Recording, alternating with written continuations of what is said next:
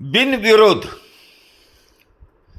बारामती राहुरी विधानसभा बिनविरोध करण्याचा मानस असं मुख्यमंत्र्यांनी राहुरी येथे कृषी विद्यापीठात येऊन सांगितलं, जाहीर केलं. त्यानंतर विरोधकांनी ठरवले तर सामोरेही जाऊ अशी एक जाहीर वल्गना केली. आता राहुरी आणि बारामतीमध्ये जवळजवळ 3 लाखाच्या पुढं मतदान आहे प्रत्येक विधानसभेच्या मतदारसंघामध्ये. आता राहुरी आणि बारामतीच्या मतदाराचा 3-3 लाख लोकांचा ठेका जणू काही मुख्यमंत्री साहेबांनी घेतला आहे. अहो ते काय शिवाजी कर्डिले मयत झाले म्हणून त्यांचा मुलगा 3 लाख लोकांपैकी तोच एकमेव लायक आहे का, असा प्रतिप्रश्न लोकांच्या मनात येतो. आणि कोण म्हणतं तुम्हाला 100% लोक मानतात?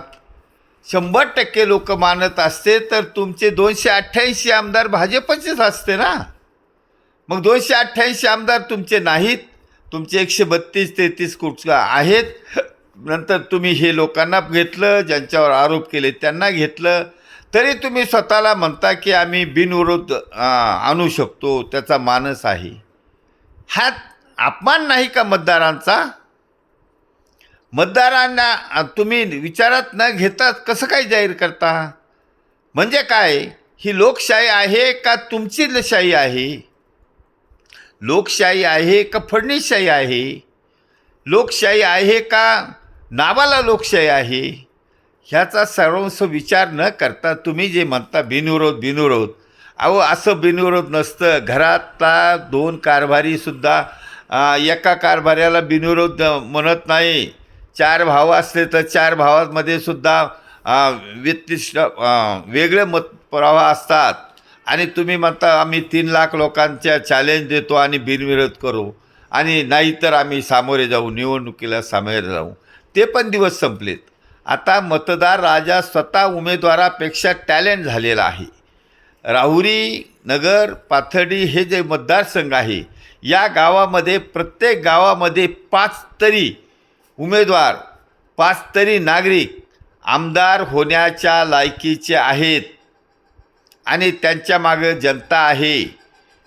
शिवाजी कर्डिलेच्या मुलाच्या मागे जनता नाही. तुम्ही एकटे त्यांना मतदान करू शकत नाही कारण तुमचं मतदान इथं नाही, त्यामुळं तुमचंही मतदान नाही. आणि त्यांना तुम्ही म्हणता आम्ही बिनविरोध देऊ.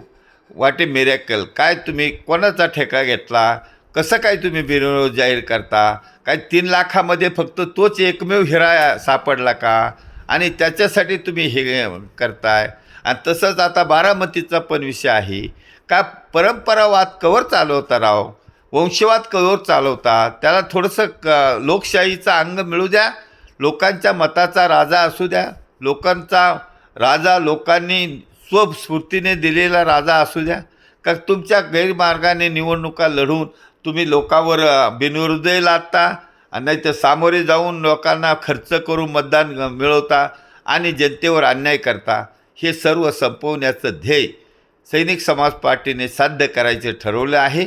सैनिक समाज पार्टी हळू का होईना, तुमच्यासारख्या आमच्याकडे पेपरवाले किंवा TV मीडियावाले नसतात, कारण आम्ही हे सज्जन लोकांची पार्टी आहे आणि सज्जन लोकांची पार्टी ही सज्जन लोकांच्या हितासाठी आहे. त्यामुळे आमच्याबरोबर महाराष्ट्रातील 90% समाज आमच्याबरोबर आहे, सैनिक समाज पार्टीबरोबर आहे. आणि याच समाजामध्ये कॅपेबल उमेदवार आहेत आणि त्यांना कॅपेबल उमेदवाराला निवडून देण्यासाठी कॅपेबल मतदार समोर येत चालला आहे. सैनिक समाज पार्टीचा नारा सर्व समाजाला मान्य झाला आहे, कारण आम्हाला काही खर्च करायचा नाही, आम्हाला कुठं 2 नंबरच्या धंद्यावाल्याला तिकीट द्यायचं नाही, फक्त आणि फक्त अल्प खर्चात निवडून यायचं आहे.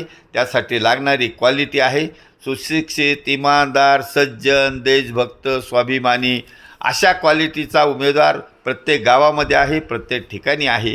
त्याला आम्ही तिकीट देणार आणि त्याला जनता निवडून देणार आहे. त्यामुळं तुम्ही त्या बिनविरोधच्या फंदात पडू नये अशी सैनिक समाज पार्टीची अपेक्षा आहे. धन्यवाद. भारत वर्ष की जय. छत्रपती शिवाजी महाराज की जय. सैनिक समाज पार्टीचा विजय असो.